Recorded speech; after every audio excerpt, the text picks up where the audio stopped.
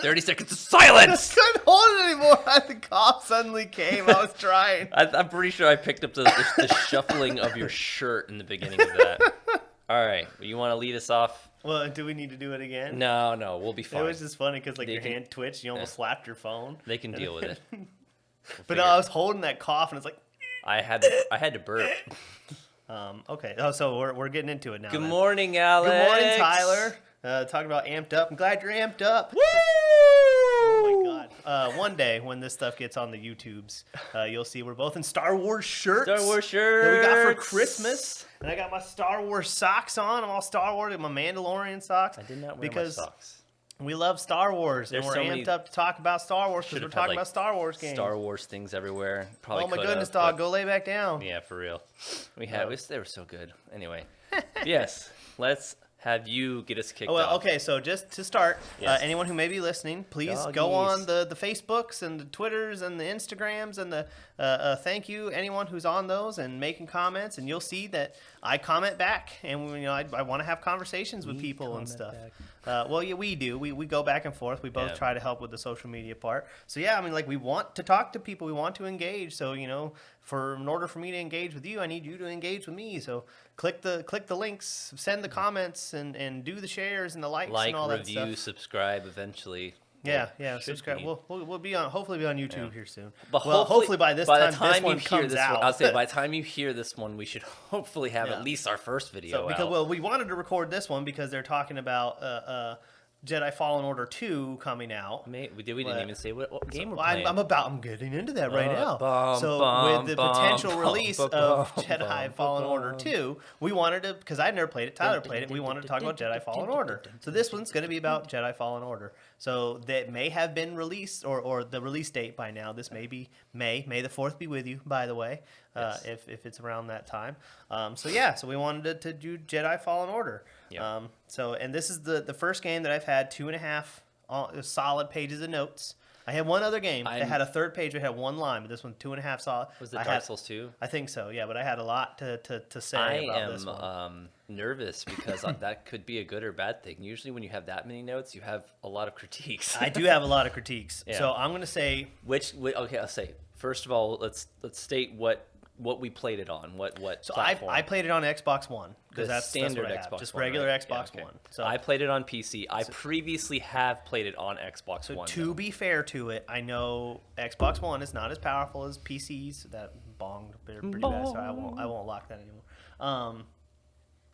But it may be better on PCs, and I understand that they updated it for Xbox Series S and PlayStation 5 and all that kind of stuff. Yeah. So I have to talk about what I played it on. Yeah. Right. And so I can provide the alternate perspective. Part of my criticism on it, I think, still applies because this game's been out for 2 years, something like that, 2018 or a year and a half, something like that. It's been out for a little while. Yeah. Like it's had updates and tweaks. So some of the complaints that I have in here, even being on Xbox One, I don't think are unwarranted. I think they still make sense and hold true right now. Unless in some time between when we're recording now and when this releases, they change something. But right now, so right off the bat, I got to say, I don't get the hype. Yeah. Because you look online and this game's like 9 out of 10s and like 80% on Metacritic. And there are a few not so great reviews on Metacritic. Mm-hmm. And the user score is like 94% on different like Google or Amazon reviews or something like that. I don't get the hype. All the way to the end of the game? All the way to the end of the game. Now, don't get me wrong. I'm not saying that this game is bad, right? But 9 out of 10s, 10 out of 10s, one of the best Star Wars games ever made, that is factually incorrect. What difficulty did you play it on? So I started on Jedi Master, just to try it out because it's supposed to be kind of like Dark Souls, which, by the way, it's nothing like Dark Souls. Isn't everybody getting kind of tired of some of the things they pull from Dark Souls? Like, I like a lot of the things out of Dark Souls, but in some games like this one... Oh, like mechanics, like the stim packs and the guarding and parrying. Well, and then the upgrading at the thing and the way you can upgrade your skills, and if you die, you have to regain your experience by hitting it. I did kind of like that they made this one a little more forgiving because all you had to do is strike the enemy that killed you, and you get your experience back. And I'm not saying those things are necessarily bad, but it's like so many of these games are missing the point. Yeah. Of they're like, oh, Dark Souls is great, so we just put everything, like parts of Dark Souls and everything, and it makes everything great. Like, no, like Dark Souls is great because of so many things more than just the mechanics. It's a whole package. Yeah. You look at games like Lords of the Fallen, it's okay, but it's not good because it's like Dark Souls, or Darksiders 3. It's decent, but it's not good because it's like Dark Souls. Yeah. So that's one thing with shaking the mic sorry, like I'm crazy. not trying to. Mine's not moving. So like it's not bad that some of these things are used in this game, but I would also argue, like, do they really add much to the game? No. Like, a lot of the systems could have been done a lot differently and it still be a third-person action platformy kind of game, and it'd still be fine. But that's not even my true criticism about stuff. Is there's so many things in this game that just don't work well. It's janky as balls. Yeah. Like, so talking about Xbox One, it runs like trash. Oh yeah, no, it's terrible on Xbox It One. runs like crap. Like, it slows down Especially when so you get to Kashyyyk. much. And yeah, Kashyyy's the Kashyyyk, worst. the cutscenes. So They don't work. This game is on Xbox One, and I know it's been a thing talked about for years with texture pop-ins and stuff, and it did it on 360, and it made, people complain about it on 360. A lot of things look glossy or wet, Yeah. because of the way that the engines and the rendering of everything. yeah, the way it worked with the console. And then with like Xbox One and PlayStation 4, they talk about like texture pop-ins and stuff. And, it happens every once in a while, and sometimes it's kind of... This game has the worst texture pop-ins of any game I have played. Yeah. Out of the hundreds of games I've played in the past few years, sometimes the textures will take literal minutes. Yeah. Sometimes they never come in at all. Yeah. Like, you'll be running around and there'll be like a rock wall that looks like it's ice. And you're like, wow, that really stands out. Why is there ice in the middle of this foresty jungle thing? And then when I come back from the other direction, all of a sudden it's a rock wall again. Yeah. So so some Kashyyyk was the worst. So I'll share with my experience in playing on Xbox One, that like loading zones between like going from inside of the Empire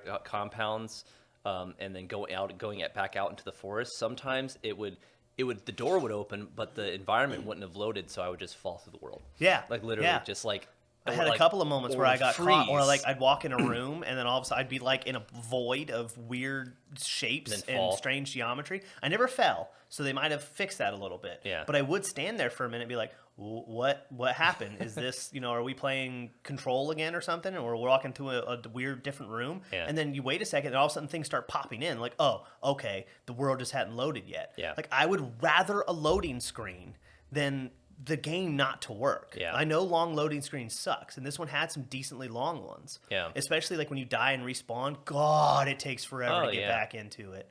Because it's like, oh, hit respawn instantly, and then you wait and wait and wait. But I would rather a long loading screen to have everything work than to have it try to load as it goes and the game just not work. Right. So, which that's another reason why I'm really glad. Sorry, I don't mean to interrupt No, you. you're fine. But I'm really glad that I played it through on PC this time, because a lot of those issues, like you're gonna come from the perspective of console, and I'm gonna kind of try to talk from both. Because yeah, I had the same issues when I played this game like a year ago.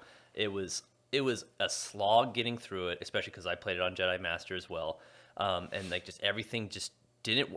I completed it though. Like nothing really worked well, but I was like, I enjoyed the game enough that I completed everything. I found every secret, every chest, every scannable or every Force Echo. I do like the Force Echo system, which I'm sure we'll talk about. we'll get more into other stuff. Playing on PC this time, I played it on story mode, and I want to go ahead and get this out in front. Is that I played it on story mode on PC, and while everything mechanically and textures and graphically and cutscenes, everything was beautiful, smooth, like very, very little texture pop-ins, like no frame drops, like everything just like worked and like matched well, like I had no loading screens.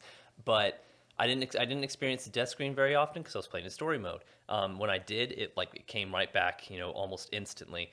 But I will say, I had significantly less fun with this game this time around, even with all the benefits of playing at PC, because this game on story mode is there's no challenge. Well, I get it's it. not I just know that. that's the point of story mode, but there's absolutely zero challenge, and I had way more fun playing on Jedi Master than I did story mode. So this is something that I find interesting in trying to do this. Yeah. I started on Jedi Master, and it was too clunky. I didn't feel it played well. The physics are wonky. It's smoother on PC. The physics are, and like I say, this may be Xbox One edition and stuff. So it's kind of hard to put. I mean, the criticisms still stand because I played it currently on what an Xbox One is, which a lot of people will still be on. The minority of people are going to be the people playing on Series X's and high-end PCs. And stuff, yeah. So your normal, like, everyday consumer, this game is broken. No, I agree. Like, don't get me wrong. Okay, I want to say, like, there are cool things in this game. Don't get me wrong. I will get into it. But there are so many things. The physics are wonky as all get out. I walked off so many edges or trying to do some of the sliding sections, and I would miss a jump. Oh, yeah. Or miss trying to grab a swing, a rope to swing on, or miss grabbing a ledge because and it's not just like the platforming was precise. Because Dad was watching the other day when I was playing, I was getting really mad because I kept missing this jump, and he's like, "Well, it's just really hard." We're like, "No, it's not that it's really precise. It's that the physics are bad, that they don't work well." Yeah. Like literally going online and seeing everybody just praising this game to all end. I do not understand where all the praise is coming from. Yeah. Now, don't get me wrong. There are really cool things about it. There are a lot of things that I like. Yeah. But just in general, when you story look, is really good. the story is good. There are a lot of cool things in it, especially near the end once you've unlocked a lot of the powers. And, there's a lot of Jedi stuff. And I get in the beginning, you're not as good because you're trying to remember your reconnect with the Force. You reconnect with the Force and remember some of your abilities. Like I get that, like a Metroidvania kind of idea of building your moveset, and it gets more fluid and fun to play and stuff as you go on. But in the beginning, I felt like this game was really like not great to play. I tried it on Jedi Master, right? And it was getting super frustrating if I had a group of enemies, like a group of stormtroopers, and trying to use some of the moves I did have. So like I unlocked the slow time one where you hit where you could like slow a group of enemies all around you. It never worked. Really? Not one time did I slow more than one enemy at once. Huh. You held it too? Like I held it. I tried. It says press a direction. I tried direction at different ones. I tried locking on. I tried not locking on. It never worked. Not once did I slow more than one enemy at a time. I don't know if it's a bug or a glitch or something with my game specifically. Yeah. So which could sully the experience for me alone. I understand that, but never, not once did it work. And trying to fight groups of stormtroopers in the beginning on master mode, it's hard. It's not fun. Yeah, it's not like Dark Souls where you're having to learn, because it was 90% of the time it ended up to me waiting, parrying, attack back, waiting, parrying, attack back. And guess what? You can get attacked as soon as you attack someone else. So you parry one guy and you go to attack him and somebody else hits you. I know, like that's real, but it just became super, super frustrating in the beginning. And so I knocked it down to difficulty, and I started playing on Jedi Knight. And it was a little better for a time, and I started getting some more unlocks and stuff like that. But I started running some of the same things. When you're trying to fight dudes and deflect blaster bolts and then parry guys and take on other dudes, like this should be super cool, but it was nothing but frustrating. Right. And so I backed it down to story mode, and I played the rest of the game in story mode because just the mechanics, like the idea is there. Yeah. But it may be all me. But I don't suck at video games, man. Like, I know how to play video games. My experience with story mode is definitely going to be way different than what you had because of the fact that I played through originally the entire game 100% on Jedi Master. Like I suffered through until I got enough abilities where it became fun, and the timing of the parries and the things, like I got like smarter about it and learned the mechanics and everything. So like. Yeah, that was. I mean, I agree. Story mode it's story mode. It's too easy. Yeah. But I was just trying. So one of the things that, if anybody is wondering how we do stuff, is the whole goal of this is to beat the game, not necessarily complete the game, because we're not trying to be like Gerard, the completionist and stuff. Shout out, we love him. Yeah. But this just to beat the game, to try to give an honest critique of like the majority of the components of the game. And there will be times, because we talked about this before we started, that we may or may not end up finishing games. Yeah. There may be a time where that just it's going to happen, whether it's time constraints or what have you. Well, and with this game, I never wanted to say like I just stopped because I had the option of lowering the difficulty. Yeah. Right. So I lowered the difficulty to story mode so I could get through it, so I could try to experience this stuff. And I don't know, and I think like looking back, I don't know if in a few years people will look back as fondly on this game. I think a lot of it's about timing. Yeah. So you think about the previous Star Wars games that have come out in recent years. It's really only a couple of Battlefront games. Yeah. Like what else has really come out? Nothing big. Nothing big. Maybe like some Lego Star Wars mobile games or something. Yeah. So and those were riddled with controversy, and they were the Rogue Squadron in those games, but those came I don't even remember the Rogue Squadron one. Yeah. But those had lots of problems and there was lots of complaints. So everybody, I think the bar was set real low for Star Wars games. Well, because I said it's the best Star Wars game in years, and yeah, it was. Yeah, in but years. that doesn't make that really that good, though. Yeah. I don't think. I mean, and like I said, there were good stuff about it, good things about it, but there was so much stuff between how crappy it played because it slowed down so much, and the texture pop-ins. The texture pop-ins were so bad, I would miss jumps because I couldn't see where I was supposed to jump next.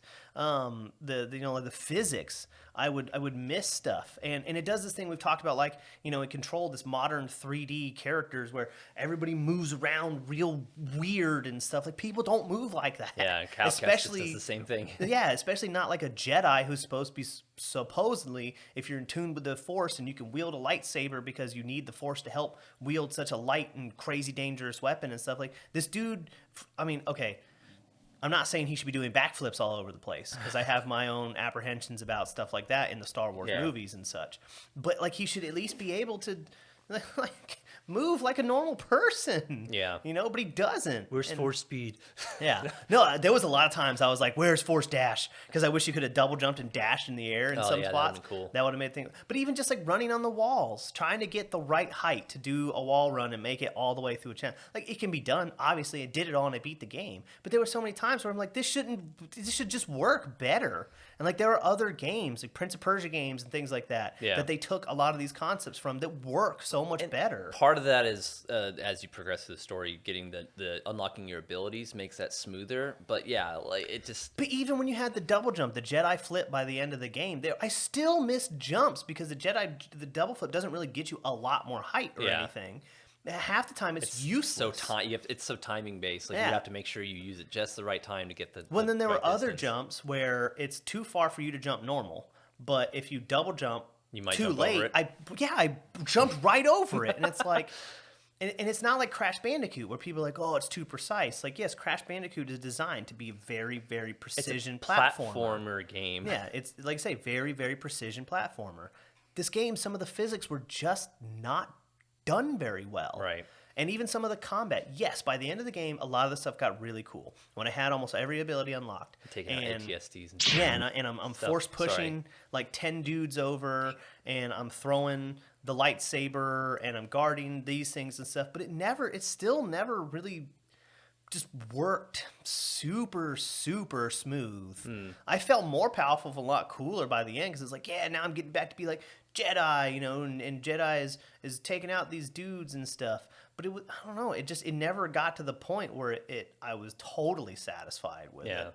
It's not a Force Unleashed. You're not going to like be taking Star Destroyers out of the sky. That's not what I'm getting at. That's know. not what I'm expecting. I'm just expecting, because the game wants you to be able to take on these groups of enemies and parry here and then force over there and do this over there and blah, blah, blah, blah. Yeah. And like I say, even when I had it all, and I'm not bad at games. I'm not super, super competition level, but there was a lot of things in it that just got to be like more frustrating than I felt that they were needed to be. And that's a good segue into how my experience changed. And why I said I had a lot more fun originally playing through on Jedi Master than versus playing on story mode, even though it ran so much better on PC. I had a really hard time just picking up this game and playing it. One, because I've already like literally completed it, got all the achievements. But two, just playing through the story was not as fun for me. Nowhere near as fun for me. I liked when I played through originally, you leave Baraka and go to Bogano, and then I would try to find everything I could in that first go around, and then until I was satisfied, couldn't get anything else, and then I'd leave, go to the next place. I think I went to Dathomir first. Yeah. Then I could find, I tried to go to Dathomir and I got my butt handed to me. Yeah. It's like, now come back. It's especially on Jedi Master, it's not easy to go to first thing, but you can get a couple cool upgrades if you go and spend enough time, but then it instantly walls you off, like not even 5 minutes into the Dathomir. But still, it's kind of like, it's cool because if you choose to go there, you can get stuff, but then it tells you like, no, you got to come back here later. Yeah. And then you go to Zepho, and then you can do all kinds of exploring there. But like I said, every time that I would go to a new place, I would explore it to its fullest extent, do the whole Metroidvania experience with the current upgrades I had, and try to get everything I could. And then I would move on to the next place, and then every time I got a new upgrade, I'd go back through each individual planet and get all the stuff that I could then, and then I'd go move on to the story. And I really enjoyed that gameplay loop because it made me feel stronger, not just through the story, but by getting additional upgrades. Yeah. Upgrades I would get sooner than when I would get them later on. Unlocking the Force Echoes and increasing your health Yeah. and your Which, Force power. Speaking of Force Echoes, I really like how they use that as a mechanic to explain how, like, you get the lore, and like, because Cal Kestis has this unique Jedi ability where he can touch objects and see that their past, and that's really cool. Because one, I didn't know that was an actual ability, but I like how mechanically it works so that you can get some background to the world. Yeah, there's a lot of cool stuff conceptually in the game, and I do like that. Like, how are we going to make a Jedi who's not super powerful, and the idea of that is getting stronger through the game, getting your memories back, relearning these abilities, and remastering them, because you kind of feel like as he's learning them, you're learning them, and so that's all good conceptually. It all makes sense. But I think that your experience the second time of not enjoying it, I don't think it's just because of story mode. Well, I think it's going back and playing a second time. I think a lot of people are going to realize that this game wasn't as good as what it was made out to be. Well, and that's what I was going to say, is because I already knew what to expect, for one. Like, I already knew, like, I knew how to work around the jankiness of certain physics, and like, I knew how, like, the lightsaber combat worked and the different force powers. But because it was so easy, and because I could just go from one story mission to the next, unlocking upgrades, at a certain point, I didn't try with the combat. Like, you can, like, there's a lot of complexity to the combat. Like you said, you can parry, you can dodge, you can do all these things with the force powers, but in story mode, you take so little damage. I literally defaulted to spamming until I would break the enemy's guard. I would parry and, like, dodge every now and then if I really had to. But even fighting bosses, it just boiled down to spam the button. Wail on them until the bar's gone. I did the exact same thing with a lot of things. That's why I said I enjoyed. This is one of those games where, like, I feel it's way more fun and engaging on a harder difficulty, because you actually have to play the game. Well, and with that, and I did a lot of the same thing on story mode. I ended up just wailing on dudes until I broke their guards, with the exception of some of them, like the commander versions of the melee guys. Like, you would have to parry them and stuff every once in a while, or some enemies, especially the stormtroopers kind of suck, but like the animals, the fauna of the worlds, most of those were done pretty cool. So like the spiders were annoying, but if you wait and parried them, you could instant kill them. Or the big huge whatever guy who's like 90% arms. If you parried him 3 times in a row, you could instant kill him instead of having to try to kill. So some of that stuff was done, I feel, a lot better, had a lot more thought than how some of these stormtrooper placements. Because, like, there's one where you walk in and there's like 10 of those security droid guys. That's on IO. It's near the end. And that part, like I say, trying to parry one and parry another, and then trying to attack one after you parried while the other one's trying to punch you in the face, like, it was made better when I would weaken one and have BD1 take over, because BD1 has the move you can find where you can hack it, and that made it a little bit easier, because then I had a couple dudes on my side. Dual lightsaber attack too. So, and by the end of the game, once you have, spoiler alert if you haven't played it, the dual lightsabers and the double lightsaber and such, I just started doing the switch move where you would switch forms, and it would do these other. I just started doing that over and over and over again, and it was just basically hold X to win. Because I was so over trying to go through these fights, and on harder difficulty, maybe that's part of the point. Is you're supposed to take them real slow and all this kind of stuff. But a lot of times I found that just to be more frustrating than engaging and tactical. Because it's. I don't know. I just never felt that it meshed very well. We haven't been recording video this whole time. Oh well. Well, let's start it. I just realized that. Well, yeah. One second. Oopsie. We got super into it. Way to screw stuff up us. Yeah. Well, welcome to the video. Yeah. Sorry, we recorded like 20 minutes before you guys joined in. We're talking about Jedi Fallen Order. Yeah. We'll figure out what we're gonna do with the beginning of this video. That's we'll all have right. the audio just. We'll make it happen. Yeah. Yeah. Screw up on our part, but we'll go from here. We got too into it. But okay, where was I? What was I talking about? The combat and how you were trying to be tactical, but on harder difficulties it became annoying. Because... Like I get all that stuff. I totally just railroaded my train of thought. I wish you would have waited till a lull to say something. Anyway, so yeah, just doing the combat and stuff. When you okay, I remember what I was gonna say now. Yeah. Looking at the reviews online, like so many of them are just say like it's so pretty and the story's so good and it's so cool. I only found a couple reviews that even mention how bad the slowdowns and the frame rates and the pop-ins and stuff are. And it just seemed, and that's why I say I don't think this game will be remembered years from now as fondly as it is right now, because we haven't had a good Star Wars game in a long time. I mean, Battlefront, the games you could argue got better but they were mired in so much backlash and controversy that many people even ignored that idea.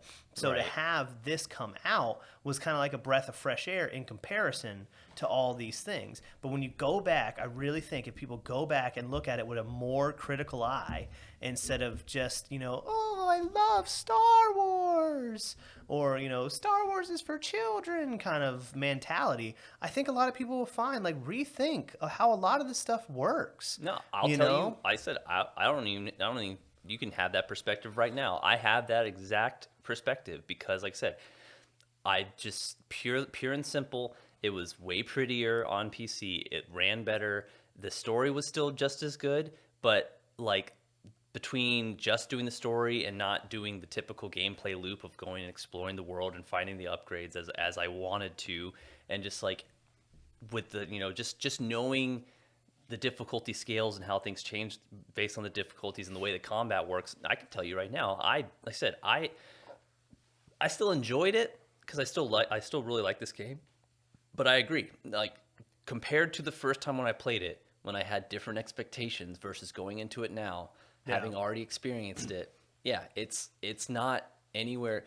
There are so many other better games. Yeah, like I said, conceptually, there's a lot of cool ideas, and I'm really hopeful if this comes out and they've announced Fallen Order 2. Yeah. I'm really hopeful that they take a look at what some of the more, I don't want to say harsh, but the more detailed criticism is about it, and they refine some of these, because there's a lot of ideas on there that could be very cool, but some of it and I got to the point where I didn't, so at first I wanted to try to explore and find the different things and get the different ponchos and colors and stuff, but after a while, when most of it was just cosmetics, and I wasn't having that fun of a time anyway, I'm like, I'm wasting my time. I'm just going to play the story. Yeah. So like I say, I put it on story mode to get through from start to finish. Especially at that point, you don't even need to find the essences, like the additional life and force essences. Yeah. I found a few kind of just when they were along the way. Yeah. But I stopped going out of my way to explore. Right. Because it was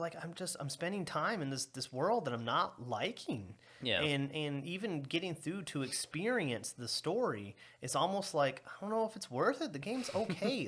It's not horrible. Yeah. It's not totally broken where it doesn't work at all. Yeah. But I think it's way more middle of the road than a lot of people would say it is. I think a lot of people focus more on the small moments, because it has some really cool set pieces. It has some really awesome moment to moment things, some of the encounters and some of the, like you said, a lot of the ideas and concepts and are there's certain parts where you're going into a force, a temple that is really strong with the force, and you go and you touch an object, then you turn around and all of a sudden everything's different. Yeah, it had really cool set pieces and moments. It had cool moments. Yeah, the environments for the most part were really cool looking. Yeah, really unique. Especially Dathomir was very unique for what it was. I think that's what a lot of people are remembering. And like, I mean, go and watch Kid Icarus's review on Jedi Fallen Order. I haven't seen that one. You need. He points out some of the things we're talking about, like when it comes to the combat and like especially like on harder difficulties with some of the secret boss encounters and stuff. And a lot of it's just a lot of BS. Yeah. It's well, not okay. Thinking of secret fun. boss encounters, a perfect example is just there's an achievement to cut out the Ogdo Bogdo's tongue. Yeah. Right? And they're like, it can be done if you time the slow, and when he's doing the tongue attack, and then you can do the overhead strike, and you can cut it out of his mouth. Yeah. I tried over and over and over again. I spent like an hour trying to do that, and I never got it to work. And it's not that it can't work, but it was just getting the slowdown to the turn to, and it's like, oh, I could come back with more powers, That's all you need. Okay, pull out of his mouth. Okay, hold on, you're getting ahead. Yeah.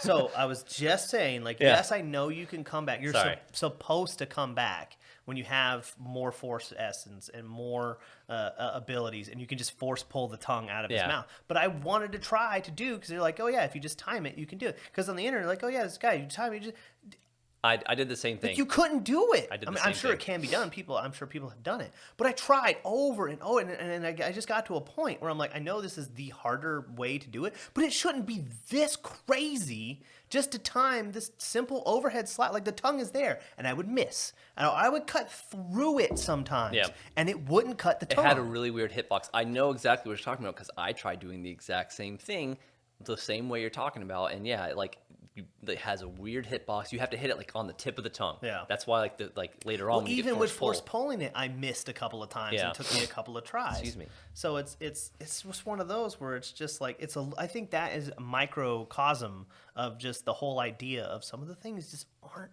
tweaked very well. Because me being fairly decent at playing video games should be able to figure this out and get the timing and to make it that. And it's not that it's hard because it's like it's a challenge. It was hard because it just wasn't done well. It wasn't working. Yeah. I didn't. I don't know, man. Like, I'm trying to get through. I'm trying to get through the bad stuff because I want to get to some of the good stuff. But it's like almost 2 full pages on my notes are all things that are bad that I couldn't believe. Like I say, reading 9 out of 10 everywhere. Like, and Cat Icarus, like when you watch his God of War review, and he's talking about 9 out of 10s and 10 out of 10s, and it's not that good and stuff. Yeah, he doesn't get it. It's one of those things. I feel the same way. Like, I'm not saying that the game is bad, but it's not.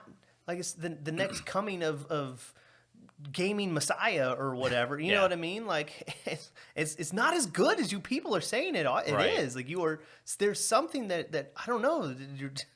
And it makes me wonder, because you look at a lot of the user reviews. And so when you think about just the ability of gamers in general, how many people played it on what difficulty? Yeah. Like, I would like to see some stats. And what console, too. Yeah, that what makes console. a big difference. Yeah, it makes a huge difference. But I would like to see some stats on, like, 99% of people played it on, on story mode.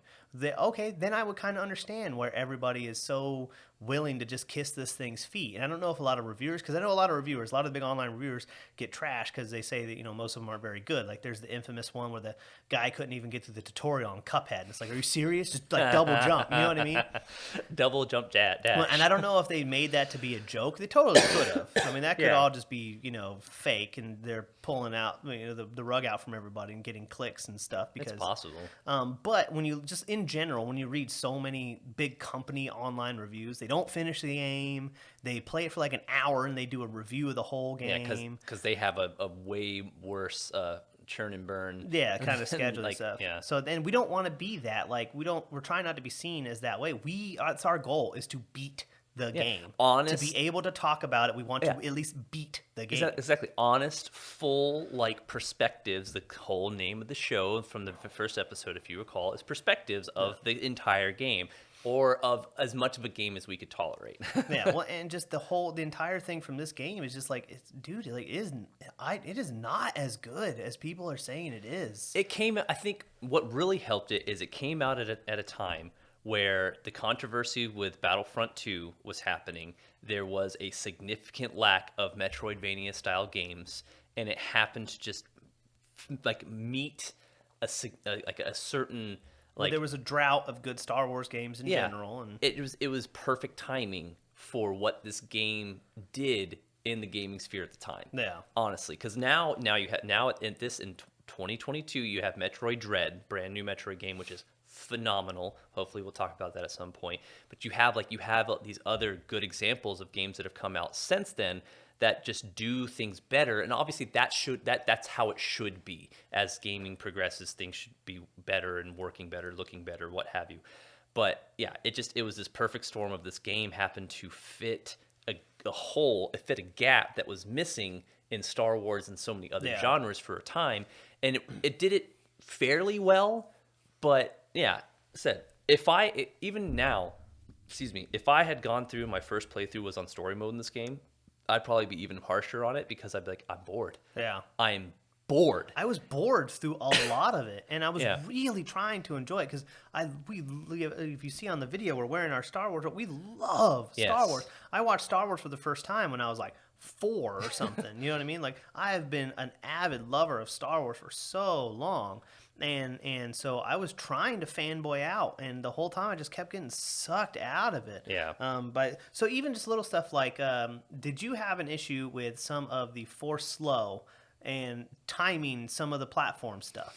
Not on PC, on Xbox One, for certainly. For me, it's like the windmill spin too fast, and trying to get them to slow right at the time. So what I ended up doing a lot of times is, like, even if I slowed it too early, I would just sit there hitting slow until it eventually got to where I could jump across it. Yeah. So that wasn't as bad on PC? Well, 2 things. One, it wasn't as bad on PC just because of, like, the framing and, like, with the timing of things. When you hit the button, it just, like, would activate sooner than, like, when you did it on console. There was a delay. 2, I was already familiar with the timing of like, you know, when I need to hit the button. So it was like, I kind of like, it's an unfair comparison. Gotcha. Because when I first played it on Xbox One, yes, I had a lot of difficulty, especially during the sliding parts where you had to slow things down at the right time to jump through them. Jump through them when that gear was going by. I missed that one over and over and over and over again. Yeah, especially since I was doing 100% playthrough, I had to do that part a lot. I had to slide down that thing a lot. Well, the ice caves. Yeah. On Zepho.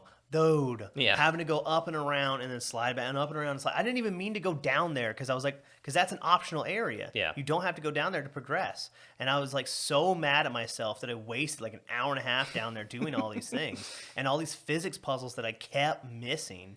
And so, yeah, like it's just if they were just a little slower. And I think that's another good example. Conceptually, it's fine. Spinning platform, you slow it in the right time, you run across. But if it were just, and then some of them, your slow didn't hold long enough, so you'd get to the other end, and then you would die anyway. Yeah. Because for whatever reason, you instantly die on a spinning platform, because that makes sense. The timing is weird, because you have to, like, slow it as you're... slow it halfway through. Yeah. Which is not that big of a deal, you know, having to do that, but it was kind of annoying a couple times. But it was one of those where it's like, just make it spin just a little slower. Just a little slower, where you could time that better. You know, and you can make it happen, but was it good? Yeah. You know, like it worked, but did it work well? No, they were too fast. Oh, thinking of things that are kind of like, man, so I had a really hard time. Again, I'm reiterating, but I had a really hard time replaying this game, especially because like I saw less of the graphical flaws because of playing on PC, but I saw more of the actual just like game flaws. And the scene where you get kidnapped, it's just a big waste of time. Not only is it a big waste of time because it takes you out and it has no bearing on anything other than to have another boss battle. Well, and it's kind of like backstory for Grease. I get that because of his like gambling habit, you got put in that situation. Like it has that story context, but it wasn't done well. I didn't even know that's what it was about. Until you just told me. Really? Yeah. Totally missed that. Because it's in those. This is another reason why this game benefits from you exploring it all the way through before continuing the story, because you can have those little conversations with the other NPCs. You can go up to them, click right stick, and you can get some more background details. The conversations you have between loading screens, between planets before you sit down in the and I tried to pay attention to all those. Yeah, you get a lot more of that, and you understand why that happens if you do more of that. But if you're just going straight through the story, you might miss it. Looking at it retrospectively, it makes sense. Like, okay, all right, that part makes a little more sense. You get kidnapped because you're there with Grease, and Grease is it. But just doing it in the moment, I was like, why is this here? Yeah. Why am I even doing this? It's so random. Why did they kidnap? I thought they were hired by the Empire to kidnap me. Yep. Like, I had no idea. And like they're kind of cool enemies. Like it's not that when they start showing up randomly. It's not that it's like it's terrible or whatever, but it was just one of those, like, you know, like when you watch a 2.5 hour long movie and there's one scene that's like 15 minutes long, and you're like, you didn't add anything to the movie. You could have cut that whole thing out, and the movie would have been, you know, the same either way. Yeah, it's one of those where like you could have cut that whole part out, and The Last Jedi. It would have been fine. Not going to open that can of worms. We can get way into well, okay, and all right, so that is something that I do want to touch on for a little bit. When you talk about story-wise and stuff, I have my own opinions on, you know, the current Star Wars canon and all that kind of stuff. And so I don't want to necessarily call the new movies bad necessarily, like The Last Jedi or The Rise of Skywalker. Yeah, they just have a lot of logical fallacies. Well, in general, I would say as a trilogy, it doesn't work well together. It just doesn't mesh well. And you can see that. And even when you talk in interviews and when they go like, yeah, we probably should have had a plan. There's a lot of reasons. Yeah, like knowing there was going to be 3 movies, we probably should have had just like at least a basic outline of, you know, the story through 3 of them and stuff. And so, and whether you like the movie or not, so, and I was more in the camp of, I didn't care if Rey was a Skywalker or not. Yeah. Really, it's like a buddy of mine. He's like, no, it's a Skywalker story. It has to be. It's like, nah, man, like, random people are Jedis. They're the only ones that have had this, you know, passed down through generations. It doesn't have to be this dynasty thing. You know, It can still be good without it. I have my own take on that, but that's neither without here nor there. getting way deep into that. Just the idea, like, I was, you know, like, I've been open to try to do new concept and such. And so that it is one thing that I will give credit to this game, is that when you look at the canon and whatever this, the canon of Star Wars was a mess before Disney meddled. You know what I mean? So like, well, especially if you take the legends into consideration, so a lot of people, all the fan a lot of the older fans are like, no, the books and the comics and the all wins. Like, it was a mess beforehand. Yeah, because anybody could make anything about anything. There's way too much in every form of media out there between books and comics, and I know that Star Wars sells everything, and they're trying to sell everything. Like, I get that, but when you try to retcon and you try to mesh all this stuff together, it's a mess, you know, and trying to make it all work, it's a mess. So when you look how they go, we're going to forget all that. Like, I understand why they made that, agree with it or not. I understand why they made that decision, because they're like, it would be too hard to try to make sense of everything together. We're going to start from our own new thing. And you see a lot of series doing that for good reason, because remember, a lot of the stuff that you love and the story, it came out like 30, 40 years ago.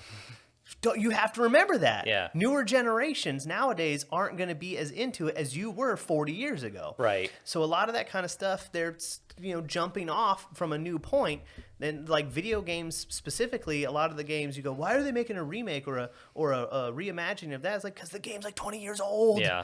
Well, I know you have fond memories, but the game is way older than you think. And that brings up the question. Just a quick side tangent is, how old does something have to be before you can remake it and be okay with it? Like, like if a game is 5 years old and you remake it, I kind of I'm against that, because like, well, it's just not even that old. Like, or a remaster maybe, but then you get into the whole idea of like, okay, how do you resell it? Should you resell it? What kind of price? But that's just like, I go into the thing about like DMC when Devil May Cry. A lot of people hated that, right? Yeah. And I still haven't played the whole thing.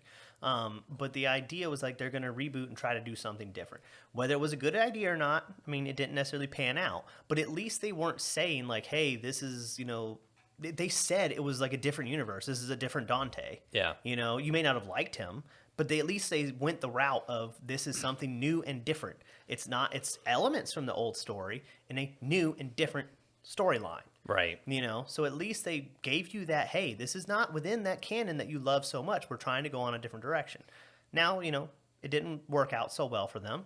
But at least they took that chance and they told you what they were about. Right. Whereas you have so many of these other remakes and stuff that try to mess and meddle and within the same, and then people just get upset when you can't make everybody happy. But it's like, it gets so messy. That's like Star Wars in general, because everything is trying to be canon. So to get back to that, where you fit this game in the canon, it's really nice, because it could exist in the universe. It could also not exist at all. Yeah. And be totally fine. Well, so it has its nice own little carved out story. Yeah. That, like, if you look in the timeline of where things are happening and the hunting down of the Jedi and the Clone Wars and all that stuff, like, it could fit in with but also, if you didn't need it to, it could just be like, guess what? Like, this is Marvel's What If. This is just a different universe. Because it's a good story, but it holds no weight, especially like all the way to when you get to the end, and like Yeah. the result of what your journey like ultimately comes to is it holds no weight on the rest of the story. Because that's one thing I was really wondering about going through the whole game with this whole idea of they want to try to rebuild the Jedi Order, and if you achieve your goal at the end, I'm like, how are they going to make this end? And then the decision that was one thing I really, really respected, the ending. Yes. And the decision, well, I don't necessarily want to say exactly what happens, but the decision that they made and how they ended it, I thought was done very, very well. Because then you're not going to screw with everything else in the timelines and all this kind of stuff. And then you can continue to tell this, the Seer, Cal, Marin, and Grease story. You can continue to have cool adventures with these characters, which are arguably good characters. Yeah. And it not necessarily be this crazy integral to everything. And you could fit them into the original trilogy's story just by saying that they're part of the rebellion in some facet. Capacity. They're fighting the Empire on some part of the galaxy. That's all it is. That's all you have to say. They weren't known about during those movies or something. Yeah, maybe the things they did in the background help lead to like the events of or maybe they all die. Who knows? Yeah, well, I mean, I think eventually that may be the case. Yeah, it's gonna be a Rogue One situation. But I did very much respect that in this story was that they were trying to do their own kind of thing that could fit. Yeah. It could be kind of removed. It didn't necessarily have to fit the Star Wars mold or have to be like what the fans have to have kind of thing. Yeah. There was a lot of and even just in the game itself, in the Jedi abilities and things like that, like you mentioned Force Unleashed earlier, it never gets too crazy where you're like, what, these guys are Superman. Yeah. But it's never too light either, where, arguably like the idea of Jedis was really cool in 77 in the original movies. Yeah. But it was nice kind of to expand on the idea of what they could do a little bit in later movies. And it makes them feel more grounded, especially because if you look at how Jedis act in the movies and how they act in the games, a lot of times in the games, you're just like, how are these so incredibly powerful beings? Like, how were they overtaken by clone troopers by a bunch of, or anything? Clone troopers getting shot in the back, not expecting. That's different, yeah. But stormtroopers, and how did the Empire have a chance? Yeah, when you look at the Jedi Academy games or like KOTOR, or like a lot of these things, like by the end of it, you run through. That's what I'm saying. This one didn't get into where you're Superman levels of powerful. Yeah, but it also was. You had enough where it was fun. It made sense, and it was done well. The one thing I do have a question about when it comes to that is the gray-faced lady, Marin. What does that mean for the Star Wars universe? The Dathomirian, she has magical powers that are similar to the Force, but they're like more, because they say like maybe they're kind of in tune with the Force, but she does a bunch of magic stuff. Yeah. So like there is Force resurrection and stuff talked about in different games and books and movies and things like that. So it's like it's not that the potential wasn't there, but I can't remember. Like I say, unless it's real deep other side stuff, because I have not read every book, I have not read every lore. Because like the game, especially like I said, that's why this game really benefits from a 100% completion and reading the lore and things, because as you're exploring Dathomir and you get more history of the Night Sisters and like how they are able to wield these powers that are similar to the Force, you get those details, and without like super spoilers, but it's like, because it's not integral to the story, it's basically they use the Force, but it's not like the dark or light side. It's a different like form of the Force. It's but that's what I'm saying though, is like, what does that mean for the greater Star Wars universe as a whole? Because it's like it's an untapped potential of the dark side, because a lot of things on Dathomir are very shadow based, but it's like it's kind of like how there's like a lot of Japanese lore where the light isn't always good. Sometimes the darkness has to come to take over the light, because the yin and yang. Well, there's the people that and I kind of like this idea as well. In the Star Wars universe, it's not necessarily. So they always talk about the balance. Yeah. And they want the good to take out all the dark, but that doesn't mean balance. No. Balance means having the Great. Because at one time, if you go follow some of the Star Wars canons with like a Knights of the Old Republic, and you look at, the thousands of years in the past, and the Sith and the Jedi, they both kind of existed without really having like being at war. They were more of, so whether you like it or not, Jedi is kind of a pseudo religion. Jedi does not necessarily mean Force user, and Force user does not necessarily mean Jedi. Yeah. So when you think of Jedi and Sith, they were built to be just kind of opposing ideas on how to use this power that they had. Yeah.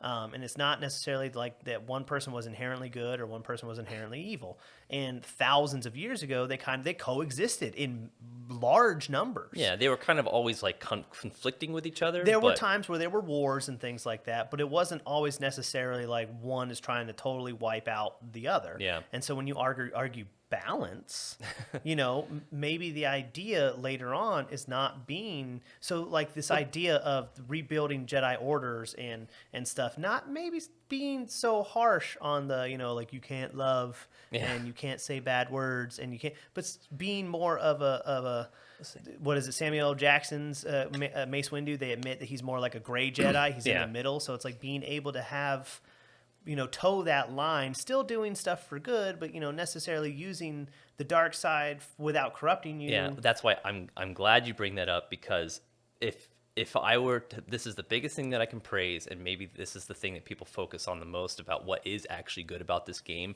is, and we talk about theming a lot in a lot of our videos on different video games, like with Spider-Man, the themes. Like I really love when games have good theming. And with this one, they talk about how the Jedi fell and how they were kind of like harbingers of their own doom. Chew up their own butts. Yeah. Yeah, it talks about how, like, the themes of this game, like, with Seer tapping into the dark side because she saw Trilla, become a second sister with the Inquisitors, and how, like, it's like, she explains to Cal, because Cal has this fear about reconnecting with the Force because of letting his master die, supposedly letting his master die, whatever. And, like, how there's this, she talks about how, yes, there's this balance. There's good and there's bad, or there's light and there's dark, and then how a Jedi is always fighting the darkness. The darkness never goes away, but that's why it's like you're it's always there. You always have the potential to go to that side, but that's why staying like gray, that it helps you, like, motivates you towards fulfilling your goals and like wanting to actually do good. Yeah. But then keeping in mind that there's those aspects there, like that. I love that, because and I wrote that in my notes. I like how it expanded the idea of Force users beyond Jedi and Sith, because that's been a big thing. Like I say, it's in some things, but in a larger medium at the whole, even in the movies. Excuse me.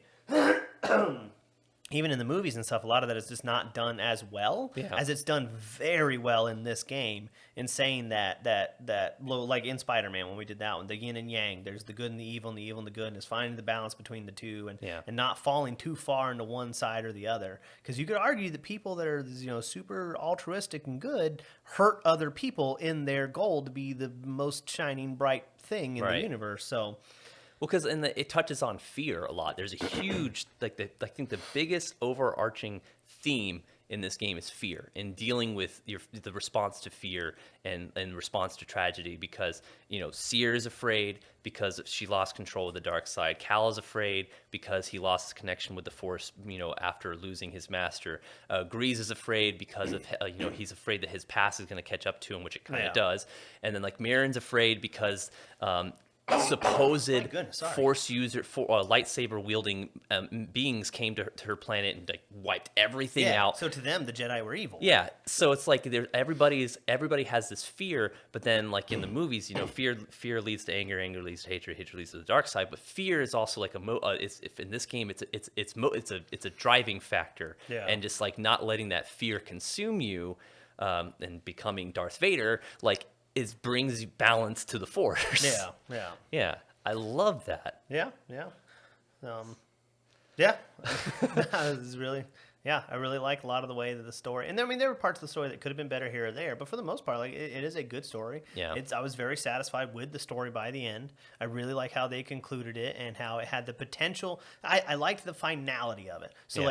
So yes, this game. So at first, when you get to the final tomb and you unlock the holocron and you have the boss battle, right? That guy, like, I kind of wish they did more with him. I can't even remember his name right now. The Jedi guy, Geo whatever, Cordova, right? Cordova? No, Endo Cordova was the guy you're trying to find. What other? Oh, I'm not talking about Dathomir. Oh, I'm talking about the original tomb that is. In Bogano. You go Bogano, so you have to go everywhere else to come back there. Yeah, and that's the final Jedi tomb area where you get the holocron. Yes. So you get the holocron and you have boss battle, right? And then, sorry, dang it, Tyler. They steal it and they run away, and it really felt like it was about to end. Yeah. Like that felt like that was the final fight, and it was about to end. And I was gonna be like, "You sons, you just ended the game right there with this Jedi Fallen Order 2 sequel bait bullcrap." I was gonna be so mad, but then it had a final level, which was kind of annoying too, because I was like, I want to be done with this game. But they had a final level, and it went through, and then the end of it was good. Like it has a solid ending. Yeah. But then it's like, oh, now that we're free of this mission, we completed this.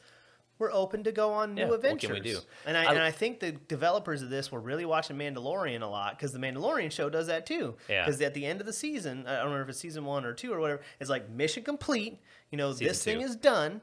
Now it's all about, the other hijinks the Mando is going to get into from here. So no, I do like that, especially because before that encounter, Sears kind of reconnected with the Force, and she knights Cal. But I was going to mention, knighting him felt different. Like the definition of Jedi Knight was no longer like what you thought of a Jedi Knight was previously. It's like because of the experience he went through. It's like no, he is now just not this emotionless, fearless person who is like this, like I said, this you altruistic. Spent all your time in the temple.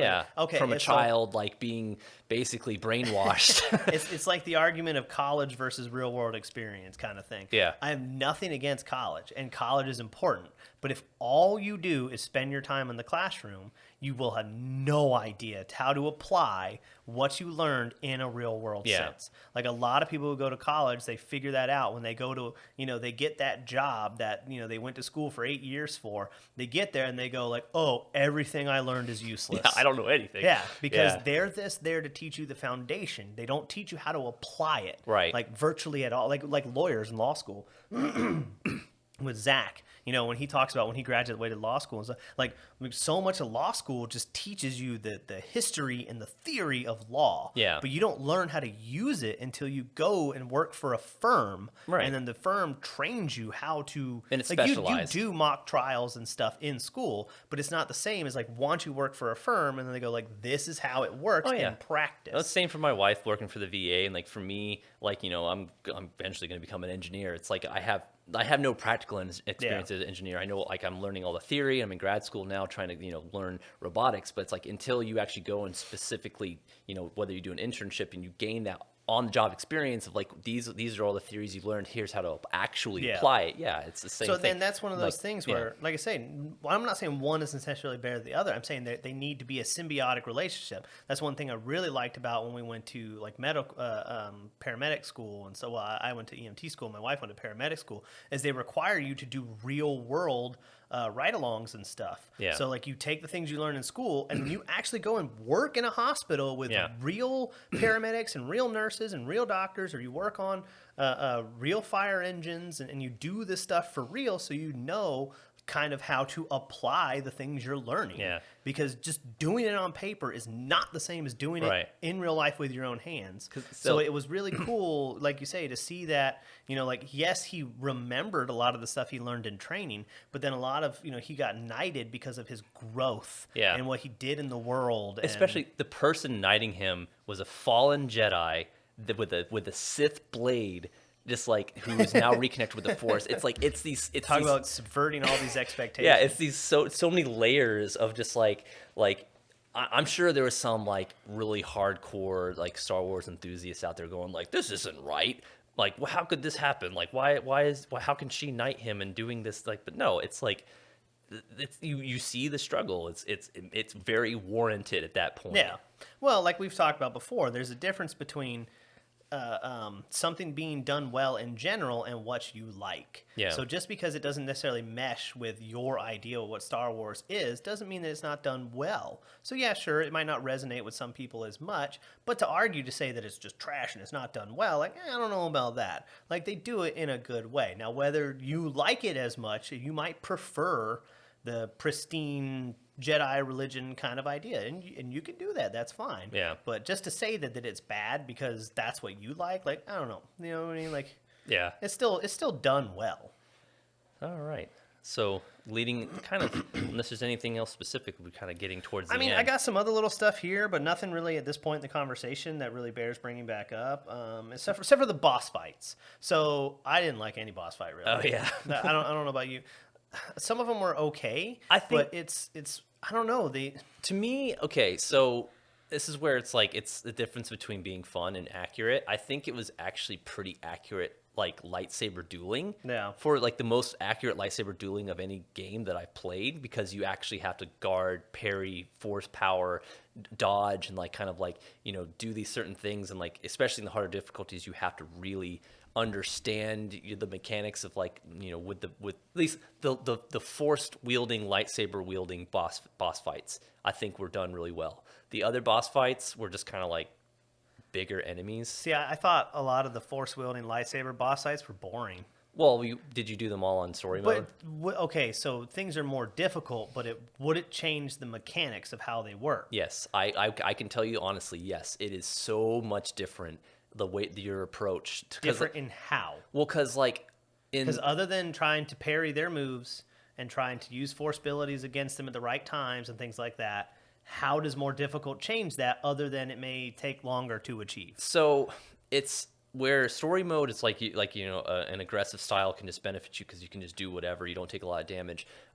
In the harder difficulties, from what I remember, is there's a really good balance between being defensive and knowing when to go on the offensive. But see, in story mode, you couldn't just overpower them either. Like the ninth sister, you couldn't just wail on her the whole time. You would get your butt kicked. Right. But even then, even if you did that, if you get punished, you don't take very much damage. Yeah. Is what I'm saying. Like, you could just No, feasibly do that. I get that part. I'm just saying, like, from a pure mechanical standpoint, just the idea of the boss fight. So when you look at lightsaber dueling, and now this one is a difficult one for video games in the first place. Yeah. Because to be able to have the smooth, like, back and forth trading blows, parry, guard, stuff like that, it's not easy to do in like any game, let alone. And so, like, when you see on, you know, a movie set and you're like, wow, the combat is so flowing back and forth, it's like, because that is specifically written and choreographed, and they practice that crap for hours and hours on end. A real fight is very messy.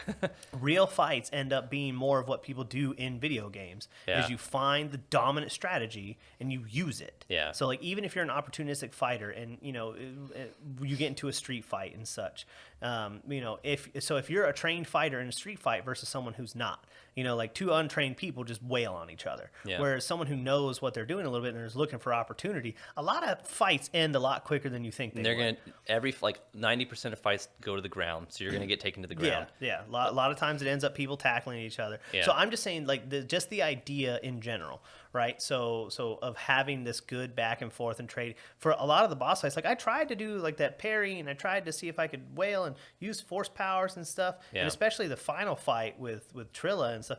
I just never felt like they were, I don't know, mechanically, like, all that great with all the abilities and powers you had and such. On harder difficulties, from what I remember, I said I had way more engagement with them because of the fact that you really had to use your whole arsenal, and you had to, like, approach the situation. It's kind of like, and I'm going to use the Dark Souls comparison. It was a lot more where, like I said, you could guard, but then just guarding will lead to them doing an unblockable attack. Yeah. Or you can parry, but then parrying only gives if you parry too much, they combo into an unblockable attack. And then, like, using force powers and, like, knowing when to back up to do, like, the hold triangle, do to dash in, to, you know, sometimes you have to jump over obstacles or force abilities and stuff. Like I said, I just found it way more fun because it was like more of a puzzle. So looking at that, Yeah. if you don't mind me jumping in, Yeah. I wonder, is it actually really all that good, or is it more of like the Ego Raptor argument in Sequelitis when you look back at Legend of Zelda Ocarina of Time and you look at the combat then? Sure, it was great and revolutionary and stuff at the time, but then you go back and play it today, and a lot of it is just waiting. Yeah. Like, you back up, you wait for, you know, the thing to swing, and then you swing on it. Because that's what I felt a lot of these boss battles was, let me just kind of move around, I wait, they go, I go. Well, see, that's what I'm saying. In the harder difficulties, you couldn't just do that either. Mm-hmm. If you just, like, waited to try to bait them into opportunities to attack them, they will punish you. They're just like, way more aggressive. Yeah, they will they will do things that are way hard. Like, it's easier to dodge the things that you bait them into doing, or like by attacking them or guarding, than like if you just back off and try to like bring them to you. No, they will wreck you. Yeah. they'll use like force push or something, and they'll come in and just like, you take so much damage, you'll be dead in 2 hits. Okay, I might have to try. Well, because that's another thing I wanted to mention real quick is the new game plus. You can change the difficulties. Well, that's one thing. You start off with all your abilities. Well, yeah, that's one thing I really like about this game is that you get to choose the difficulty on New Game Plus. It doesn't just lock you into like extra hard mode or whatever. Yeah. So that I could go back and maybe try it on Jedi Master with having abilities unlocked and see if I like the combat a little bit more now that I have more options on how to play the game, and maybe I'll like them a little bit more. It might just be a story. That's why I asked. Like, it might just be a story mode thing. To me, it was so like, story mode was so easy, and the combat was so like unengaging, if that's the correct terminology. But like I said, for those specific moments, playing it on harder difficulty was, to me, way more fun. Yeah. Because like it's kind of like, also again using Dark Souls, knowing when to heal. Yeah. Like taking your opportunity to like, did you stun them? Do you want to heal, or do you want to press the advantage? Yeah. Do you want to guard, or do you want to parry? Do you want to dodge, or do you want to use force slow? And even if you use force slow, do you want to use that a chance to heal, or do you want to attack them? You only get one attack. You better make it good. Do you want to use the dual lightsaber attack? Do you want to use the double lightsaber attack, or do you want to use dual lightsaber? It's like Dual, double. Sorry, so like switching modes, switching stances, like you said. Sometimes in some of the boss battles, I remember having unlocked the ability where if you hold X, you'll switch the stance. Yeah, that's what I was talking about, the switch attack. Yeah, like that was like, there were certain moments where if you knew the pattern, like learning the patterns of the bosses, like it would be good to do the switching. So that's why I say I enjoyed it a lot more being challenged from that aspect of things. Well, I guess what still makes me skeptical was I wasn't enjoying the combat overall, even on Jedi Master or Jedi Knight mode, just in general. Yeah. So it makes me wonder if, I'm doing one of these boss battles at a harder difficulty, would I even really care? Yeah. Because I did do a couple of boss battles on Jedi Knight or whatever, and it was just, like I say, it really more just devolved into like, parry, strike, back up, parry, parry, parry again, because their stamina bar is massive. Yeah. Parry again, strike, back up. And it seemed kind of... I can't say for certain, but I feel like for those specific moments, those particular boss battles in general on harder difficulties were just way better with actually having to think about them. Yeah. So I may have to give it one more shot. Yeah. It's not that I'm totally opposed to playing this game again, and now that I have all the abilities unlocked, that's another thing is like, I think I would rather go through, just do a story mode playthrough from like beginning to end, and then do a completionist playthrough on like Knight or Master afterward once you have more abilities. Right. Instead of the backtracking back and forth to planets and not having the abilities to get where you need to go kind of thing. And so that might be where it's a little more enjoyable in that sense.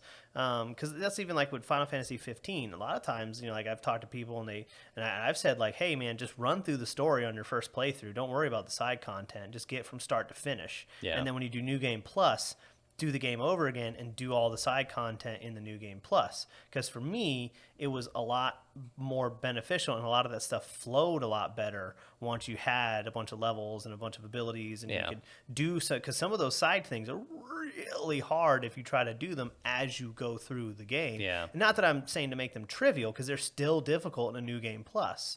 So it's, I don't know, maybe it's just kind of work that way. Yeah, where I'm not exactly of the opposite mindset, but for me personally, I tend to enjoy, like, if I can do everything in one playthrough. I would rather do that. I'm not saying this is the way that games should be. Yeah. I'm saying in these specific Particular instances yeah. that for me, after have played this game, I think I would like exploring it more on a New Game Plus. I could see that. Versus trying to...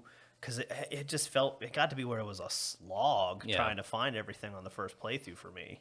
So what did you think of the final level? Since I don't know if we want to particularly touch on certain parts, or if we're just going to... It was fine. Wrap it up. Yeah, it was kind of neat. I liked the variation in game play. I like that this game swimming and stuff is not that big a deal. Yeah. So many games swimming sucks, and this one is fine. You know, it works fine. What did you think of Vader? I'm just going to put it out Vader there. was awesome. That's one thing I really did like, was that you don't have an actual boss battle with Vader. As soon as Vader popped up, I was like, if I have to fight him as a boss, this is garbage. because he's so... Because when you look at the idea, so for those that don't know, who may be watching this and are not as well versed in Vader and such, the idea of what they've done with Darth Vader in some of the movies and some of the cartoons and all that kind of stuff does not do him justice in what the idea is supposed to be. This dude, when you watch like the original movies and stuff like that, and this is not just me saying this, like this is what the story sets up. Yeah. He is the most terrifying entity in the universe. Yeah. And you're talking, they have monsters that are like 40 foot tall that could eat you in a single bite. And this one old, decrepit half robot is more dangerous than them. Yeah. So a great example is when you play The Force Unleashed and you play the opening video and you are just slinging Wookiees and tearing down things. Like that is supposed to be, like Vader is nasty. Yeah. When you watch the end of Rogue One. He's supposed to be the one. Like, he's supposed to be the most powerful Force user that ever existed. Yeah, when you watch the end of Rogue One, and he just sticks that guy to the roof, and he's slapping dudes through the tunnel, and when you see him, the moment is not. It's kind of like in like early Matrix. This is, you see an agent, you run. Yeah. Like you see Vader, you get out. Yeah. You will not win. Yeah. So I really liked that it was just that one, like, I'm not going to back down, and he couldn't hold it. He's like, holy crap, because he didn't really even realize who he was. Yeah. But he was like, holy crap, I got to get out Well, of I here. mean, like, you don't even see him. You hear his breath. Yeah. And then he comes down and just swipes. Just her gone. And then Seer comes and just it's swipes. gone. And he's like, no, I'm going to stand my ground. He's like, oh, man. And then he like, swats you like a fly, Yeah. and you realize, I'm going to die if I don't get out. As you're running, everything is just twisting and he's contorting moving and everything. just Yes. destroying Yes. everything. That was done very, very. Thank you. Yeah. Thank you for doing Vader justice. It's so short, He but is it's so good. Scary, and he is exactly what Vader is supposed to be. Yeah. Like you make you feel like this dude, you cannot win. Well, as you escape, he's holding a torrent of water back. You're just like, whoa. Yeah. You're like, what is going on? Well, that's even like they're talking about making a Darth Vader movie and such. And if a Darth Vader movie is not rated R, it will not be good. No. Yeah. And I know some people would argue, and PG-13 is like, no. If you just look at that small little blip at the end of this game or at the end of Rogue One or those things, like Vader don't care. Yeah. Vader is Honey Badger. You know what I mean? Vader don't give a F. Vader walks in. If you are trying to defend his target in the middle of the castle, he's going to tear the castle down with everyone inside of it. Like, you know what I mean? Like, he has this singular goal of murder. Yep. And that is the whole thing with him. So if you try to do that PG-13, it would be just so handcuffed. It's not that I want to see blood and guts. Yeah. But it's just it would be so handcuffed. You would not be able to do what Vader would need to do in that situation. Yeah. I mean, you look at other instances or where he's like during Clone Wars and stuff, when later he's super powerful Vader and they're having this battle and it's going on for days and he hits the ground and everything is over because Vader is just taking out just entire platoons with a wave of his finger. Yeah, it's like Sauron at the beginning of Lord of the Rings, where he's just like whoosh with his hammer. He hits one and like 12 guys fly. Yeah, it's that kind of thing. It's like you don't stand against you. It's not that you don't. You can't. Yeah. So yes, that was really cool. Thank you developers for making Vader cool again. And see, that's the thing that this game gets props for those moments like that, but then Yeah, with it's the other got a things lot of mixed in cool stuff, between. and I wouldn't say it's a bad game, but it's not a 9 out of 10, man. No. It's much more middle of the road. There are so many problems and so many things that just don't work well and stuff. So it's not that it's horrible. It makes me really, really excited to see if they fine tune it and give me more of with tweaks for the better in a number 2. Yeah. So like it definitely gets me on board of I want a number 2, but I cannot say that number 1 was the perfect game that everybody thinks it is. Worth playing to get through the story at least. Yes. If you're okay, So that's one of those where when we give a recommendation on whether to play a game or not, we try to take into consideration of like what kind of games you would like and things like that. So like one of the other games we're going to talk about today, I would say don't play it unless you're really a 2D platformer kind of person, right? So in this game, and I know I just gave away something for that, but with this game, it's one of those like Dark Souls. We make the argument everyone should play it just to experience it, even if you don't complete it. It's a quintessential gaming experience. It changed the landscape of video games as we know today, as we talk about Jedi Fallen Order built on a lot of the mechanics of Dark Souls. So this is one of those games where it's like, I mean, unless you're into it, I would say maybe like if you wanted to give it a story mode run just to kind of experience what it is. As a Star Wars fan, you'll really appreciate a lot of things that are in the game. Yeah. Like environments, a lot of the detail and like things when it comes to, like the lightsaber and how it's used and fixed and how it gets its power and how a Jedi gets its lightsaber and stuff like that. Like there's a lot of cool stuff. Yeah, but playing it as just a third person action game and stuff like that are far better. If that's what you're really, really into, if you think you're going to come from Dark Souls or something to this one and think it's a really perfect or whatever, or like if you're going to come from Sekiro and think that, this is going to be kind of comparable to, I would say like, man, just play Sekiro again. Yeah. And if they're done better. If you're going to play this one and have the availability of higher end consoles or PCs, that's the only way